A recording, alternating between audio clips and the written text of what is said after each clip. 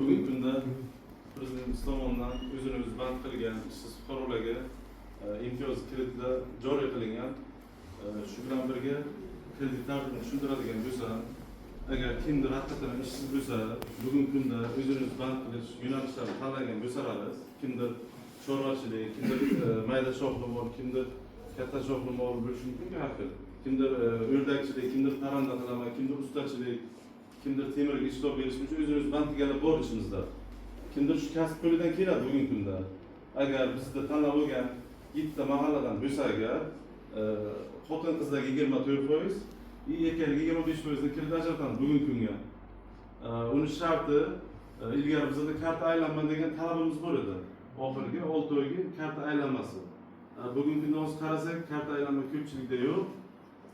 Fuqaro olishga qiynalmoqda, biza kredit ajratishga qiynalmoqmizda. Kimdir kredit olsa 50 million, 40 million olsa agar bir 4 ta qora molini yoki 20 ta qo'yini olsa agar bir oilaviy daromad bo'ladi o'z-o'zidan. Shuning uchun karta aylanmani olib tashladik bugungi kunga. Shuning uchun